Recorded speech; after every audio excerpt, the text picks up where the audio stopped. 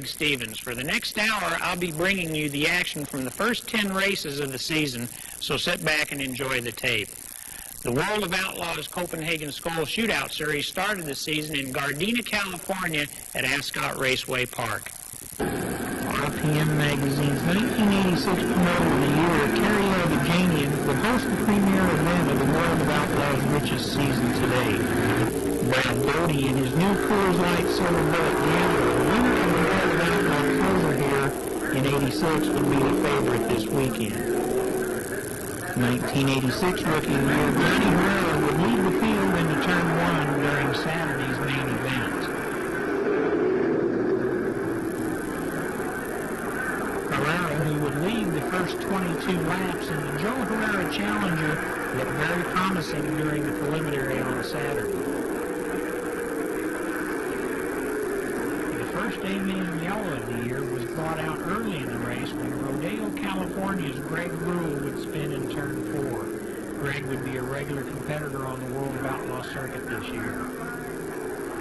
On a restart later, as the field went into Turn 1, watch the center of the screen for Fresno's Steve Kent as he would get bumped and run into the tire wall in Turn 1. Kent was uninjured and would return to racing on Sunday. About midway through the event, with Herrera leading and Keith Kaufman running second, Saturday's Autolite pacesetter quick qualifier Sammy Swindell was starting to pressure Brad. Sammy was pressing real hard to get Brad, and in Turn 4 got a little high and let the 3X of Danny Smith slip under to take over fourth place. On lap 19, Doty started to make his move and passed Kaufman on the front chute. Kaufman went high in Turn 1 and almost lost third to Smith. On lap 22, Doty was right on Herrera's tail and would keep pressure on the youngster as they were coming up on lap traffic. Herrera really pushed it going down the backstretch and led Doty into 3. Herrera got on the brakes hard to keep from hitting a slower car and slid high. Doty went under for the lead.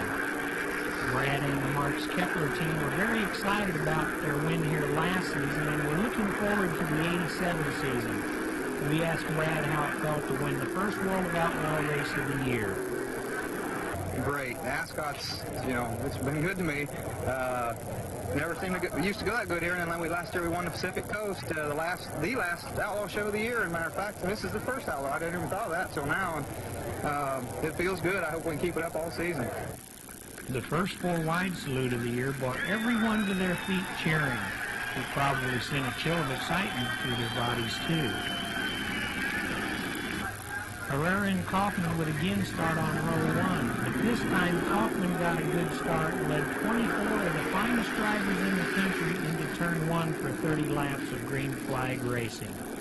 Doty would slip into second as Kaufman opened up a big lead on lap 1. 7-time champ Steve Kinser was up to 6th when he got high in Turn 4, losing 4 spots. He recovered to finish 6th. Kaufman held a commanding lead over Doty until they started catching the slower cars on lap 10. Brad tried passing Keith going down the backstretch, but Keith shut the door on him in Turn 3, and Brad would have to wait for another chance. That chance came 2 laps later when Brad made the same move, this time taking the lead. Brad was smoking the tire as he came out of Turn 4, hoping that Kaufman wouldn't be able to catch him.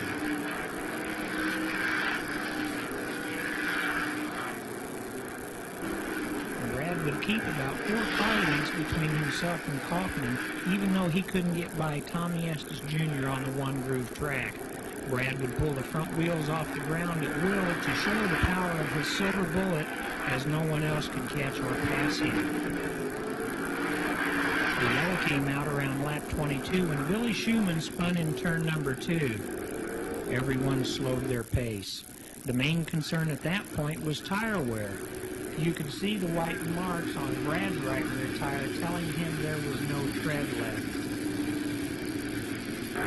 On the restart with an open track in front of him, Brad again opened up the distance between himself and second place. Third place Danny Smith would now put the pressure on Keith. Smith followed Kaufman for 2 more laps before making a daring pass on the front straight. Keith went wide into no man's land and was about to lose 4 positions when the yellow flag came out and saved him. Darrell Hannestead had stopped in turn number 4 with a flat tire. The tire had burst completely from the heat and the thinness of the rubber. With only 2 laps left, Brad had an open racetrack in front of him and no one strong enough to catch. Smith would lose 3rd, almost tipping the car in turn 1, falling to 5th. Doty took the checkered first with Kaufman 2nd. Swindell got by Davis in turn 4 to finish 3rd.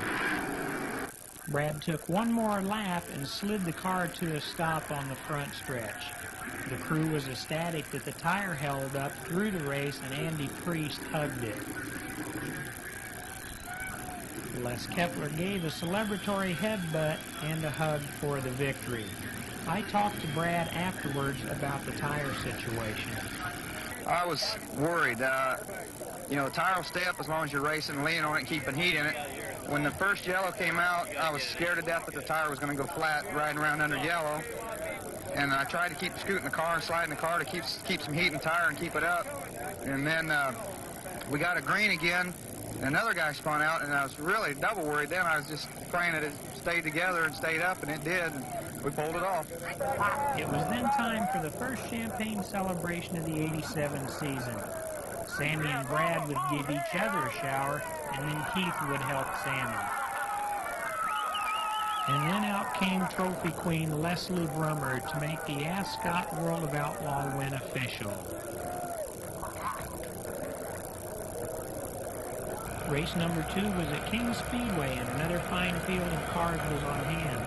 Brock Robertson's Hanford Tire Ford-powered Nance with Rick Unger aboard, and Ron Schuman's Casey Luna Ford were just 2 of the many cars running at the Wednesday night show on a newly surfaced track. Steve Kinser and Bobby Allen would inspect the new surface, and Steve seemed rather bored about the whole thing. And while Bobby Allen didn't think much of it at the time, he must have liked it, because he took his first of probably many Fram Autolite Pacesetter Awards of the year with a brand new track record of 14.229.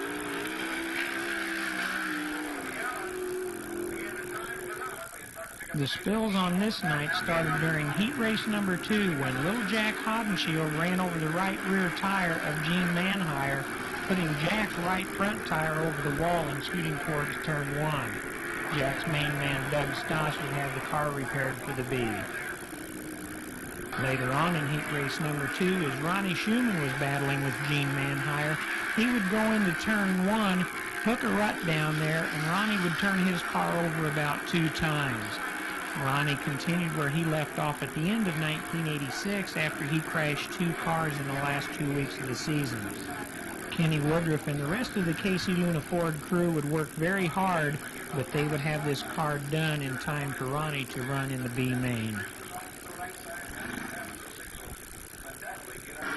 During the B main, Rick Unger in the other Ford power machine would take a very smoothly run victory, only to find a cracked cylinder block that would keep him out of the A.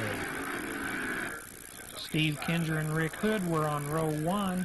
Sammy Swindell and Brad Doty started on row 2 with Bobby Davis and Tim G in row 3 for the kind of main event all race crowds like to see. At the drop of the green, Kinser got the best jump at the start of the 40-lap main and headed into turn 1 with the lead.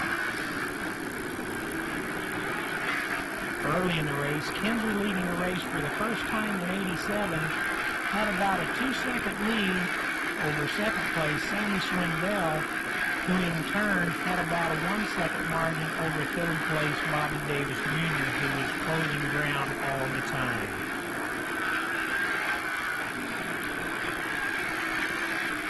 Midway through the race, Kinser was working through lap traffic with ease and must have scared Pete Schuplin as he went by as Pete jumped out of his way. Kinser then approached fast qualifier Bobby Allen, and passed him with ease as Allen was having handling problems.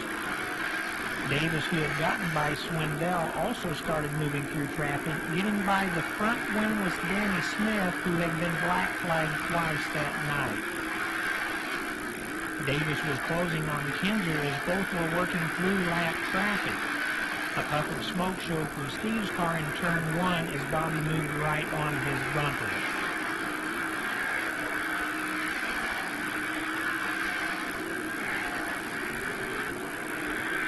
After a yellow flag, Steve again extended his lead with the open track in front of him. Bobby stayed within striking distance, and when Steve ran over a tire marker on the inside of turn 2, getting his front wheels in the air, Davis moved by for the lead. Steve was able to close ground 2 laps later, and as they tried to pass Steve Kent in turn 1, both cars pulled wheelies, and Bobby almost collided with Steve, running Steve off the track. Steve must have lost his concentration at that point, as he was never able to make up the ground he lost. As Bobby would come by to take the white flag, Steve was about a half a straightaway behind. Bobby just cruised home from there, taking his first checkered flag of the 1987 season. I talked to Bobby about his successful Florida tour afterwards and running against the top drivers. Well, you know, Florida, it was tough, and of course, when you run with the Outlaws, you got Swindell, Kinser, Blaney. You know, it's a typical Word Outlaw guys, and it's really tough out here. I then asked Bobby why he changed to Gambler and what attributed most to his success.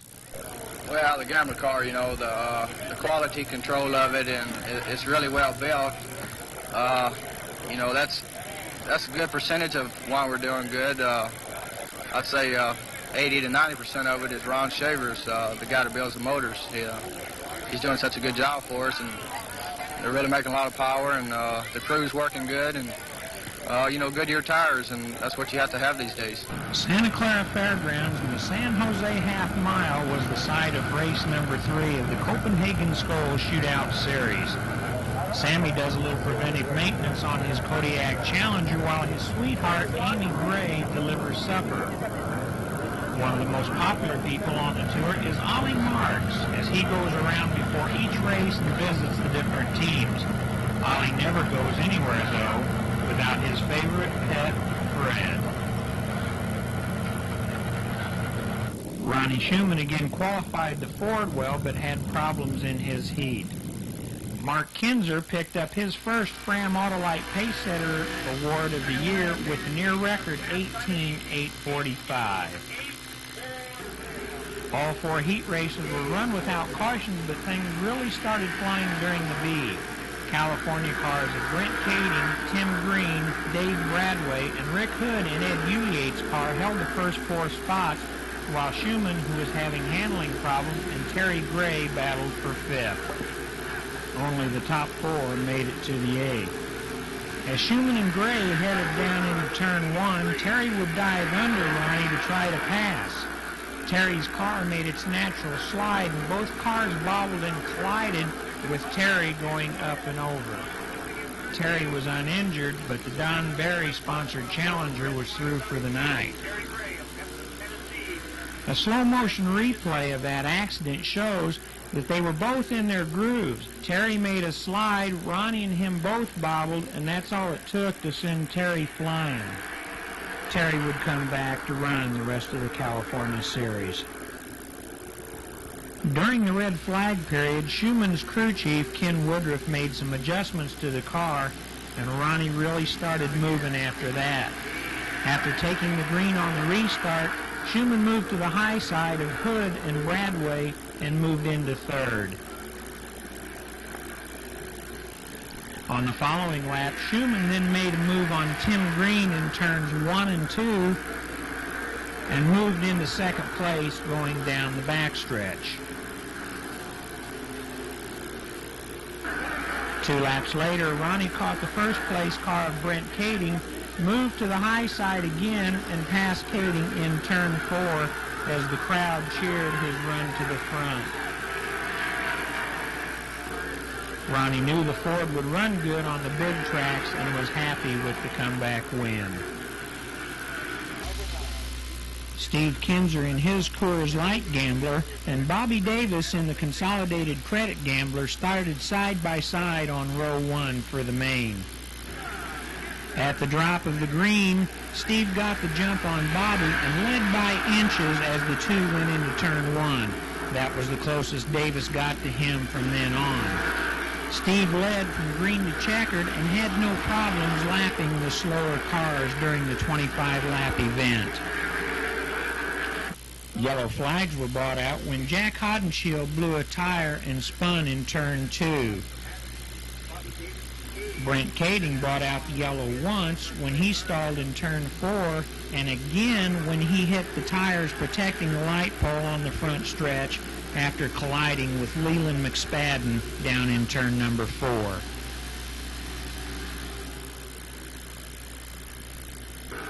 Steve continued working through lap traffic with ease, while Davis and Mark Kinser battled for second.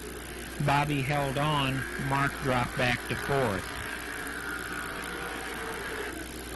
The final yellow came out 5 laps from the end when Danny Smith stalled on the front stretch.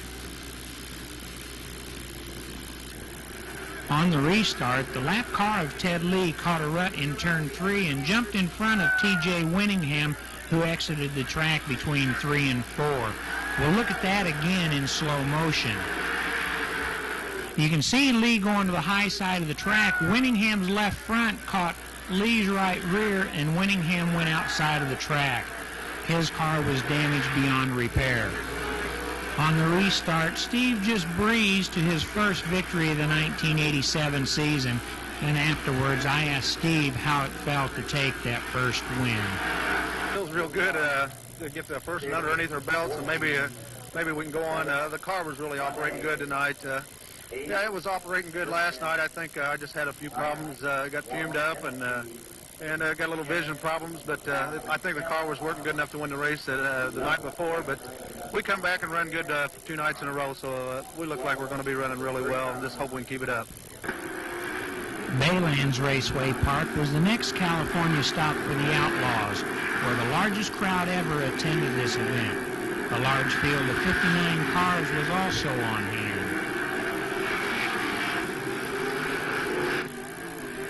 The weather was a little cool that night, but Mark Kinser was hot, setting a new track record of 13.618 seconds, the first 13-second lap fast qualifier ever at Baylands, and taking his second consecutive Fram Autolite Pacesetter award. Mark had his problems during the first heat as he spun not once, but twice, and had to qualify for the main event through the B. At the start of heat race number 3, as the cars were going into turn 1, T.J. Winningham bicycles his car and bounces and clips the top wing off the 3L of Dave Bradway.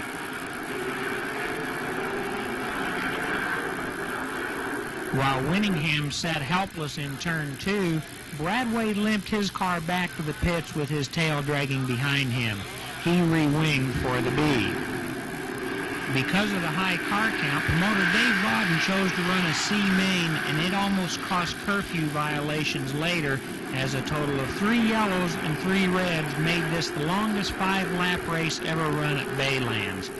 The first red was brought out when the 77X of Larry Silva spun in turn number 4. Mike McCreary ran into Silva, and Ray Russ flipped over McCreary. Russ crawled out of his car unhurt. Bob Burrows would have his own personal worst race as he first spun in turn 4, and then 1 lap later after the restart, as he was running at the tail all by himself, flipped his car on the front straightaway.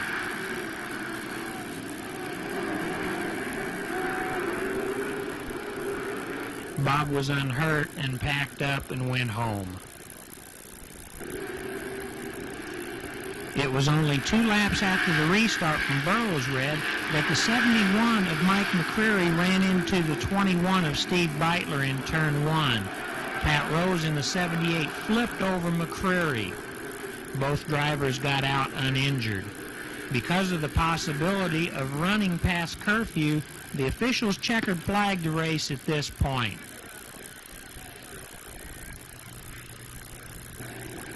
At the start of the B, Mark again had problems and spun in turn number 4 right in front of Ricky Hood. Mark was able to restart and finish the race, while Ricky had to settle for a ride to the pits on the hook as his front suspension was totaled.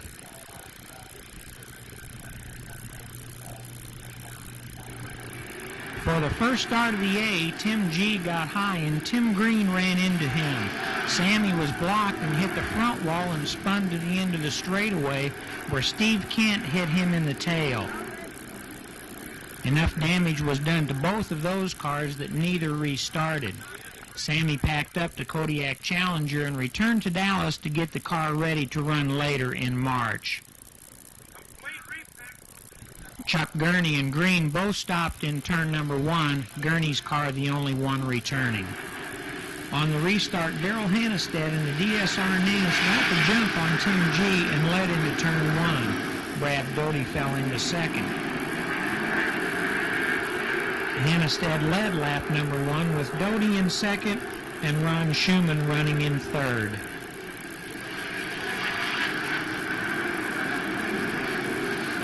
Steve Kinser, whose unusually bad qualifying run put him in row 6, had to pick his way towards the front. On lap number 8, a battle for the lead started to shape up between Hannestead, Doty, and Jac Haudenschild, who started in row number 3. As Doty and little Jack chased Darrell, the 1ST got sideways in 4 and almost clipped Jack's nose at the start-finish line. They would race like this for another couple of laps.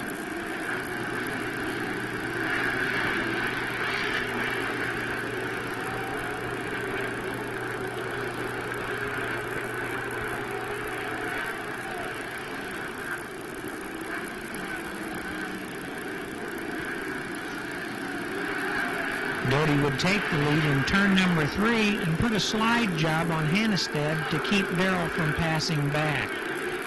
Jack got by Darrell in turn number 2. Darrell fell to the 3rd position. Ronnie Schumann was running in 4th.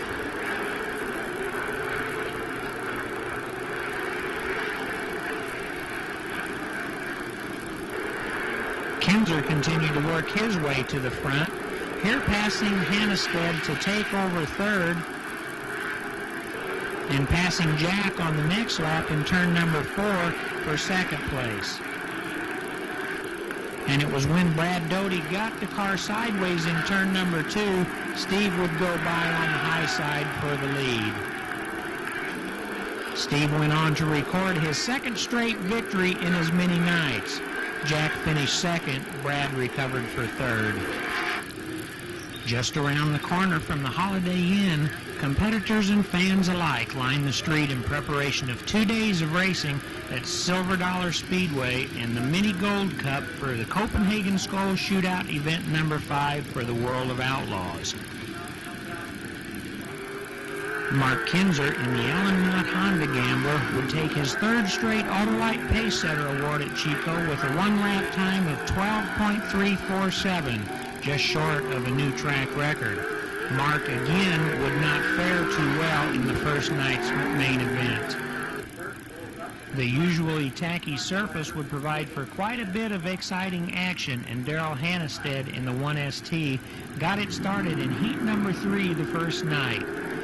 As the cars entered turn 1 after the start, Darrell bicycled, hooked a rut, and cartwheeled the DSR Shaver Nance. J.T. Hayes hit him and put him right back up. We'll look at that one again in slow motion.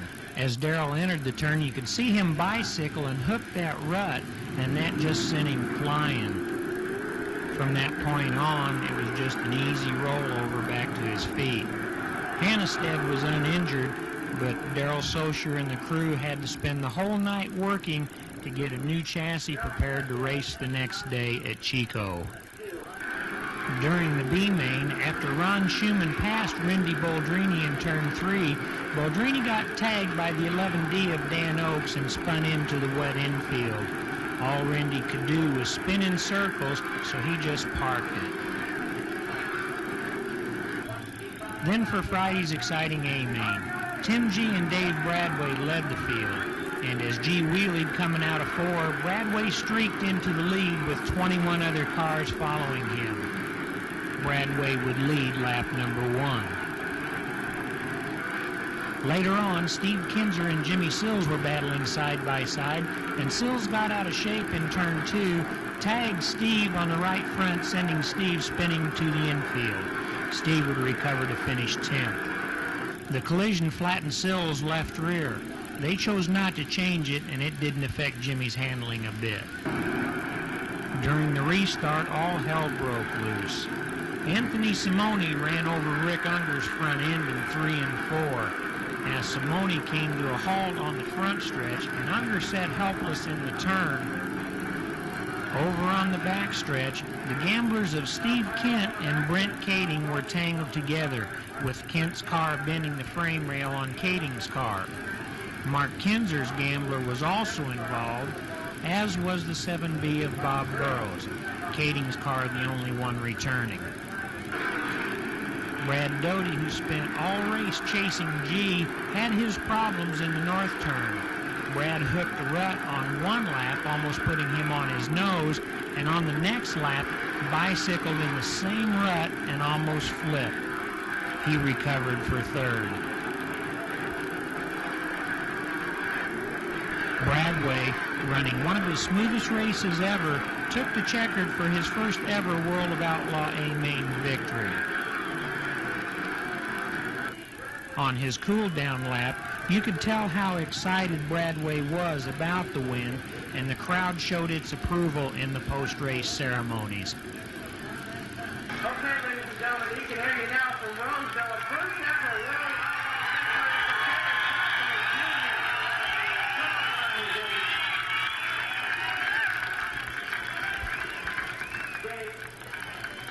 I know this has got to be a tremendous feeling for you, your first victory ever with the World of Outlaws. Yeah, it's great. It's the best thing's ever happened. On Saturday night, the action started during hot laps. 16-year-old Paul McMahon's brakes failed as he came into turn 3. Paul exited the track and ran into the Silver Dollar water truck. Paul was only shaken, the water truck had minimal damage, and Paul's car was done for the weekend. During regular racing action, the Chico regulars would have the most problems. The 77 of Brad Berga blew an engine in his heat and stopped in the infield. At the start of the C, the yellow car of Rory Price got out of shape and grazed the wall. As he came back on the track, Chico's Al Johnson ran over Price's right rear tire, vaulted, and almost flipped outside of turn 1. Johnson's car was not damaged, and he returned to the C. Later on, Dan Burton hit a rut and bicycled in 4. Alan Bradway hit the same rut and damaged his front suspension as he limped to the wet infield.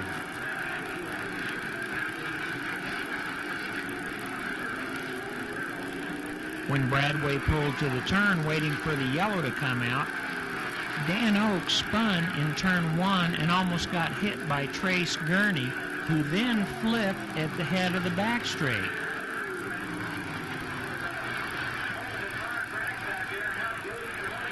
While Gurney was crawling out of his car, the 22 of Joe DeSimone spun in the wet infield and hit one of the push trucks. Nobody was injured in that skirmish.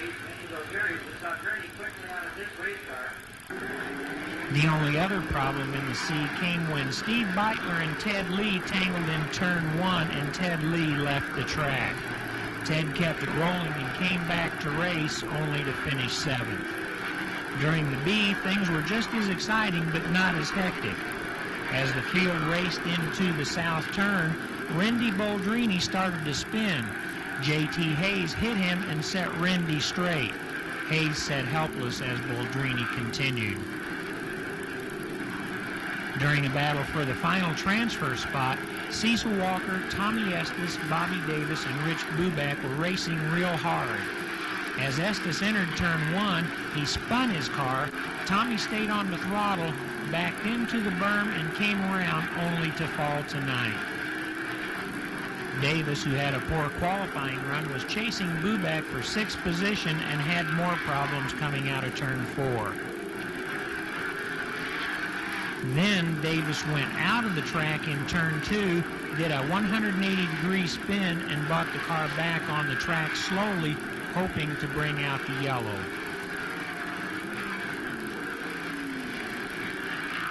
Before Davis got the car stopped, Steve Beitler ran into him and came to a stop at the pit exit. The race was red flagged as Beitler was injured, and then the checkered was thrown as it was running too long. Davis, who was upset because the yellow didn't come out sooner, headed to the infield to have a discussion with Director of Competition Burl Christian. G and Bradway again started on row 1 with Doty and Haudenschild in the second row. G again got out of shape, and Bradway took the lead into turn 1. Doty fell into second. Jac was in third.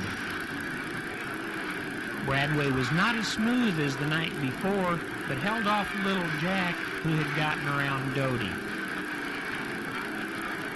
Dave held a comfortable lead until he started running into the slower traffic. Jac was able to close up at times, though he had problems with that north turn rut.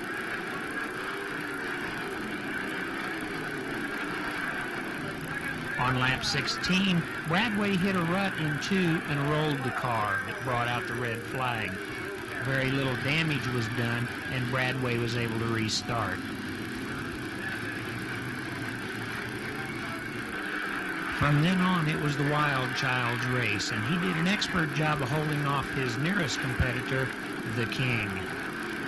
Steve would finish in second, even though Jac ran off the track in turn 3 with only 6 laps left. He had such a big lead that Steve couldn't even catch him. This would be Jac's first victory since Indy last year, and the first for Challenger chassis in the 1987 season. I asked Jac about running off the track with only 6 laps left. That was a bad mistake. I should have never did that. I got in too hard, and it just about cost me the race. And when I got back up on the racetrack, I really didn't know where I was running. So I just ran it hard for the next couple laps, and I didn't see anybody, and so we was lucky to get back up there.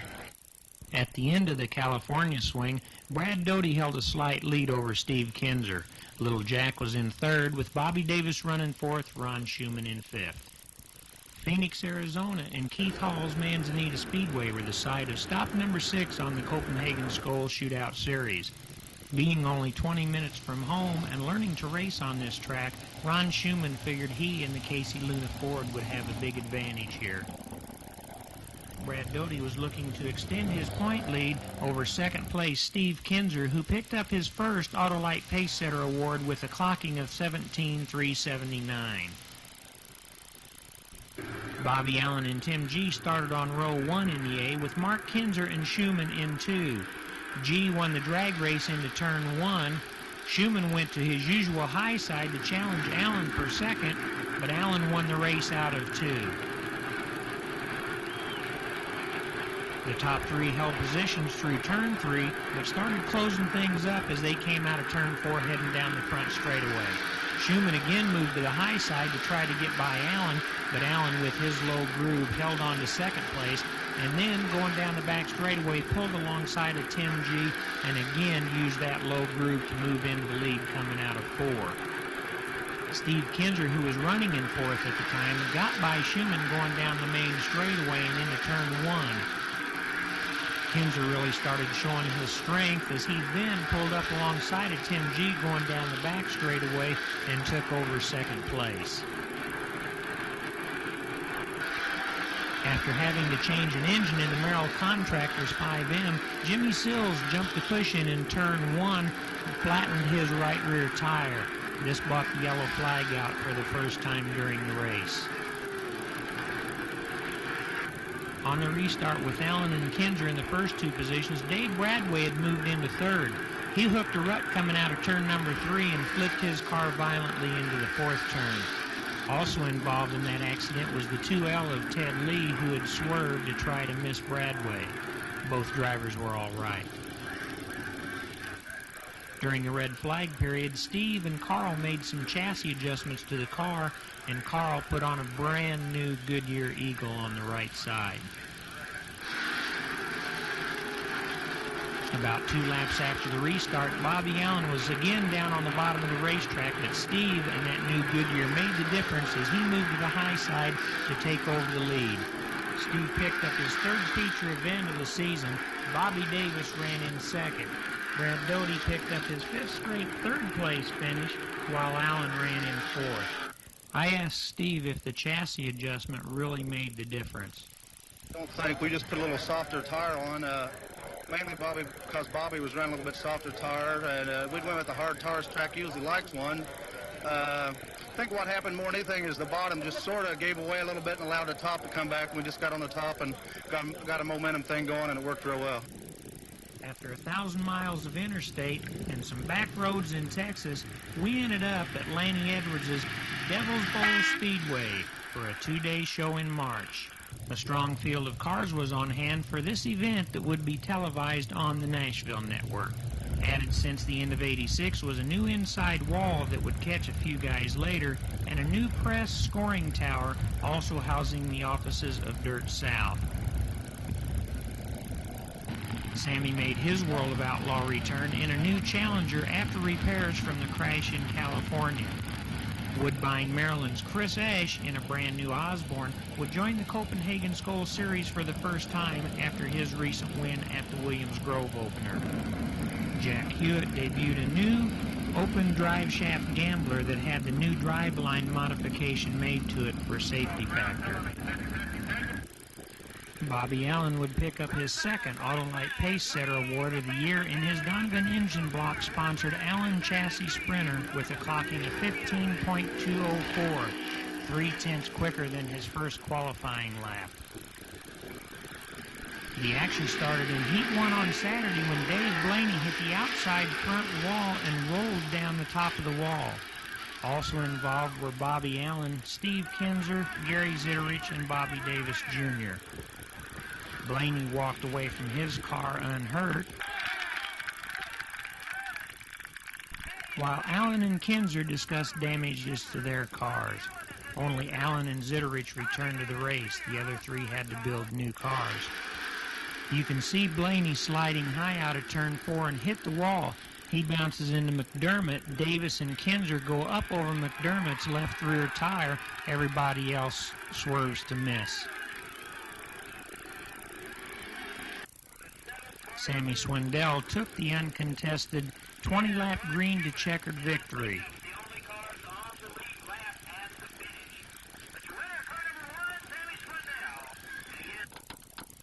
For Sunday, Davis, Kinser, and Blaney all returned with new cars, even though Steve used the same body parts. I asked Blaney how the accident happened. Well, I just tried to go around a car on the high side there in the heat race, and I got up in the loose stuff, and it just kind of pulled me in the wall.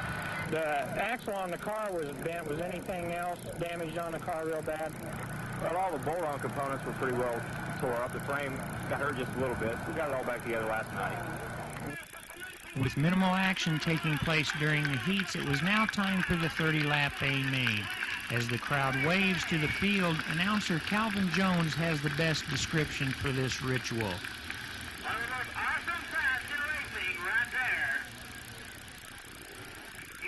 With Swindell and Doty on row 1, Sills and Allen in row 2, they lead slowly into 4, where Sammy stands on the gas and takes the lead into turn 1.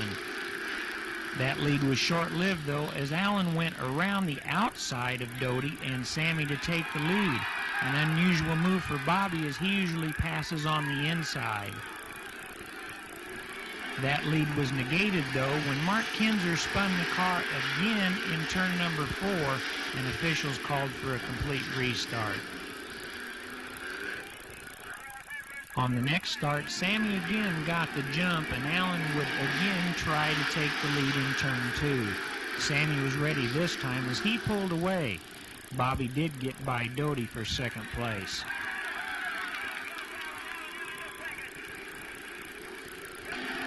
Sammy was having a pretty easy time running in the lead, but it wouldn't be as easy for some of the other drivers. As Danny Smith and Bobby Davis went through turns 1, Smith touched Davis, and they both went into a game of ring around the rosy in turn number 2, with Danny Smith coming out the winner. This brought out the first yellow of the afternoon. Richard Griffin spun in turn 4 on the restart, and as the rest of the field came around under yellow, Craig Keel would spin his car in turn number 4. That caused a chain reaction that involved the one of Rick Unger, Johnny Herrera in the 45X, and Jack Hewitt's car. After the restart, Allen started closing ground and again went around the outside of Sammy to take the lead. It was a popular move with the crowd. Bobby Davis again spun to the infield, doing another 360 in turn 2.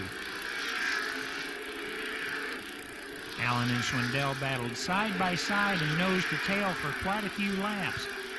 Sammy looked like he would get by Bobby going down the back chute, but Bobby's superb corner handling held Sammy off one more time.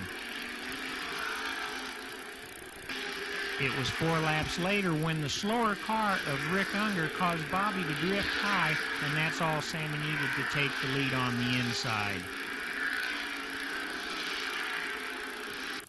The red flag came out about halfway through when Lee Brewer Jr. and Tommy Estes Jr. collided on the front stretch. Brewer's car was leaking fuel.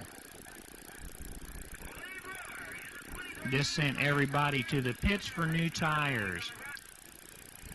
Bobby Allen decided to put a new Hoosier on his car, while crew chief Chico Cox puts a brand new Goodyear Eagle on Sammy's car.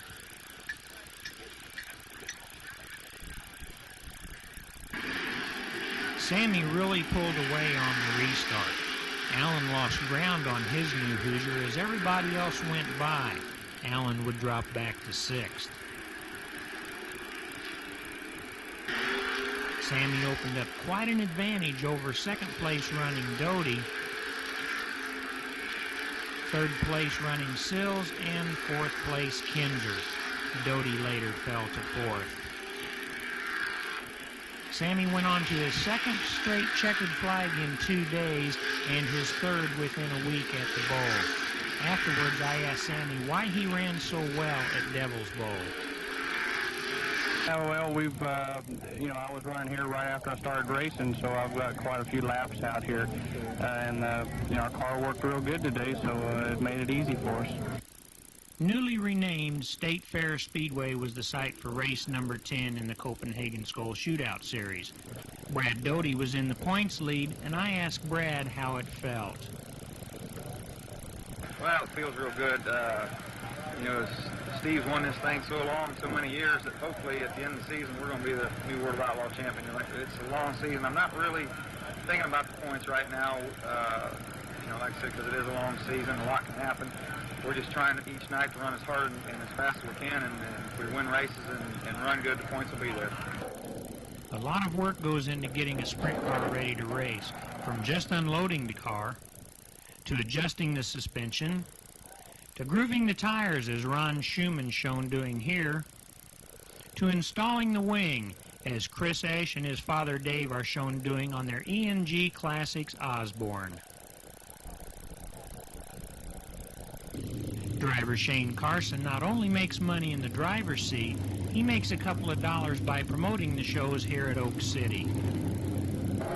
The defending champion of the Western Wheel Spring Nationals is Bobby Davis Jr., and he would again be the man to be beaten. A usually good daytime racetrack got a little slick in parts today. As Jimmy Sills would go low in turn 2, he slides high into Brad Doty, knocking him into the Armco and busting a right rear wheel. Brad had to run through the B.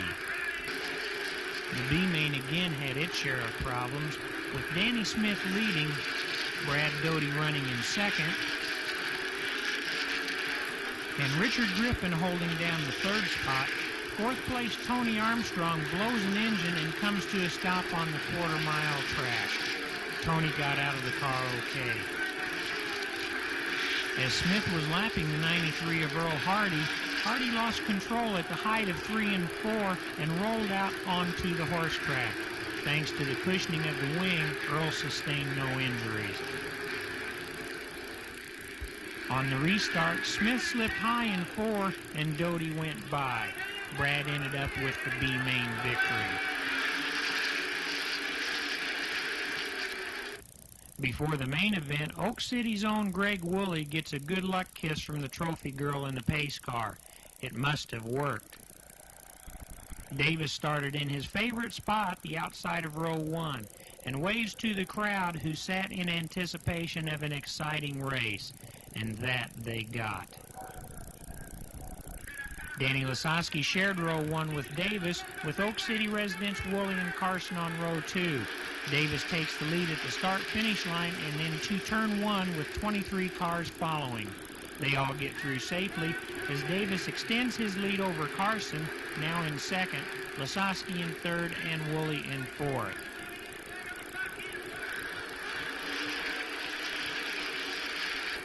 Carson fell to fourth when Woolley passed him, and Greg almost got by Lasowski in the same move. Carson came back to challenge, but fell out shortly afterward, the first car out of the race. Doty, who started in 10th, had worked up to 6th as Jimmy Sills tried to exit the racetrack in the same spot Earl Hardy went out earlier. Jimmy recovered only to drop out later. 15th starting Sammy Swindell passes Dave Bradway to move into 10th. And Brad Doty moves by Carson and Griffin to take over the 5th spot. While Davis was keeping his tires cool, everyone else was burning theirs up in hopes of catching Bobby. Woolley passed Lasowski in turn 3 to take over second place, his best running position in a main event this year. Steve Kinser was in 4th behind Lasowski. 2 laps later, Kinser passed Lasowski on the outside going into turn 1. Lasowski, Doty, and Swindell heated up their tires in that 4th place battle, with Doty making the same move as Kinser, while Sammy brakes hard to keep from hitting Lasowski. Sammy then moved to the inside to take over 5th. Lasowski would eventually finish 12th. The red flag came out on lap 17 when Ron Schumann flipped his car at the same spot Earl Hardy did in the B. Schumann was okay, but the Casey Luna Ford Challenger was done for the day.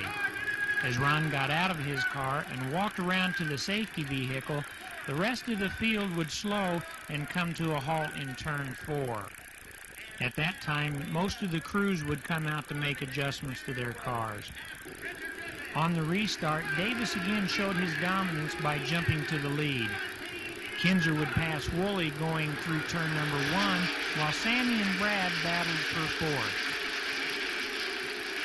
Kinser had no luck closing on Davis, and as Steve went high in turn 1, slipped in turn number 2, and Woolley moved under him to take over second, much to the delight of the hometown crowd. Woolley was in one of his finest hours as he was running in second and able to hold off the King. On lap 22, Tommy Estes spun in turn 2, bringing out the yellow. While Estes was sitting there waiting for assistance, Swindell slid into him and would also have to start at the tail. Sammy ended up 13th, Estes 14th. On lap 28, Darrell Hannestead spun in the same spot and just about recovered, but ran over a tire and back into the paths of Tim G. and Richard Griffin. Ironically, only Hannestead finished the race.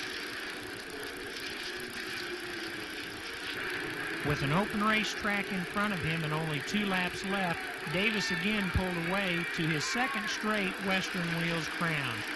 Afterwards, I asked Bobby how the car performed. Well, I'll tell you what, the car was really perfect. On that red flag, we had a 62 Goodyear on, and I feel like we could have went all the way, but we went ahead and We put a new one on just for the, to make sure we'd make it, and the guys really had the car really working good. We felt real comfortable at that time. I had a guy on the back straightaway, he was giving me signals and everything, and like I said, the car felt perfect. I don't know what else we could have done to get it any better. Race 11 of the 87 series was at a 1/3 mile high bank racetrack, Crossville Raceway. A total of 24 drivers made the tow to Crossville and were rewarded with a fine racing facility that they were all anxious to go racing on. Among the drivers anxious to go racing again with the World of Outlaws after suffering broken ankles earlier were Greg Rule, still nursing his ankle after the accident earlier this year at Ascot, and Kenny Jacobs, who suffered the same accident this year in Tampa. I asked Kenny if he was a little nervous about getting back in the car. Well, we're a little concerned about the brake here. We're dragging low. We're trying to get the brake pedal back a little bit because I don't have a lot of uplift on my legs, so we're trying to get the brakes so to hold my leg up, so I have these pushed straight down, but not too much. I guess I'm a little nervous about it, but I'll be okay. Kenny was okay, and he set 8th quick time. George Marshall also returned to Crossville, vowing to be more aggressive. His first time trial lap proved that. Sammy Swindell picked up his second Autolite Pace Setter award this year with a clocking of 12.432, the fastest lap ever run at Crossville Raceway. The 4-wide salute to the fans was probably the neatest looking one seen so far this year. The cars, lined up in formation on the high banks, was an impressive sight, and the fans really enjoyed it.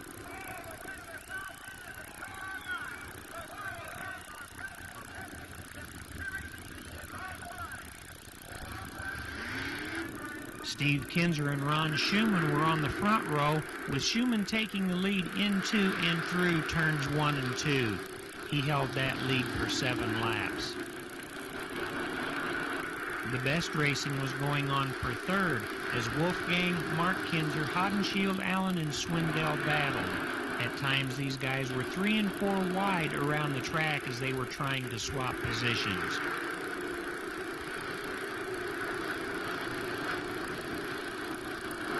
Schumann really had his momentum going, and Kinser was having a hard time catching him. But when Steve dove low in turn 1 and got a good bite, he took over the lead on lap 8 and led the rest of the 30-lap event. Although later, as they were working through slower cars, Steve almost got boxed in. But the 7-time champ drove through with the style that's kept him on top for so long. The only yellow came out on lap number 24 when Darrell Hannestead blew out a tire that was completely worn from the blistering pace. After the restart, Steve basically coasted to his 5th victory of the 87 season. Schumann came in 2nd, Sammy finished 3rd. Afterwards, I asked Steve what he thought about the Crossville track. Well, it's the first time we've been to Crossville. It's really a nice facility. It's a nice short track.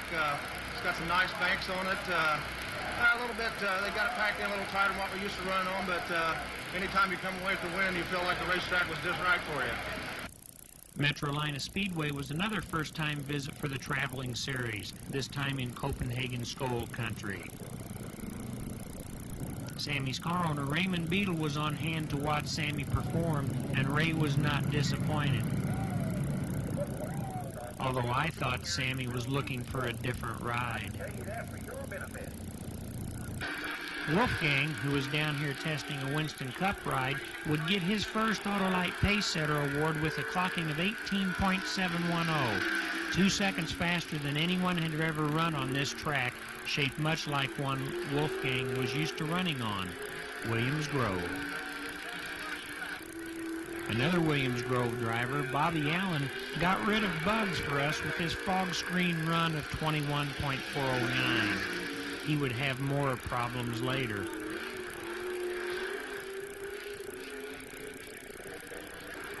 You've heard the term rail riding.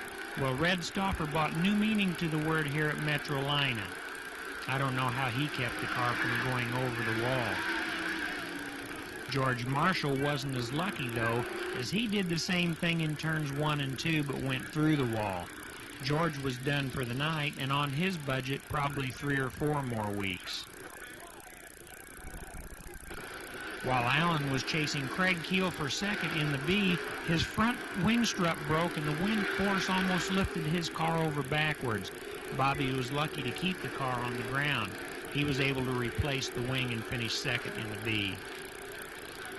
Swindell and Doty were on row 1 with Chris Esch and Wolfgang behind them at the start of the main event. Doty took the lead on the outside going into 1 and led the very first lap.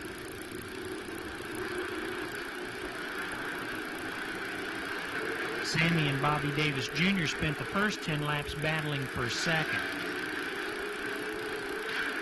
It was on lap 11 as Doty was approaching the slower cars of Van May and Rich Buback. He got high, allowing Sammy to slip underneath. Sammy led the next 19. With Sammy comfortably in the lead, Doty was having problems holding on to his positions. On lap 14, Davis works by Doty to move into second. On the next lap, Wolfgang makes the same move to take over third. Brad's car must not have been handling very well, as in the very next turn, Steve also got by him to take over fourth. Brad eventually dropped back to sixth. On lap 23, as cars were battling back in the pack, Haudenschild bumped Haudenschild into Mark Kinser, who went to the wall. Mark was done for the evening, and again, Haudenschild would keep running after knocking somebody else out.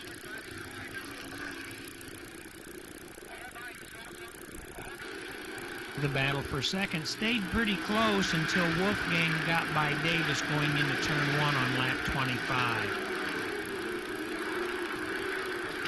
Sammy pulled away from there and at the finish line had a 2-second lead over Wolfgang. Davis finished in third, Kinser fourth, Dave Blaney fifth. Sammy proved that he was still pretty tough even when running against the likes of Wolfgang and Kinser. The points battle at this time had Kinser moving into first place for the first time with Doty in second. Davis jumped into third, Haudenschild back to fourth, and Danny Smith made it into the top 5 for the first time.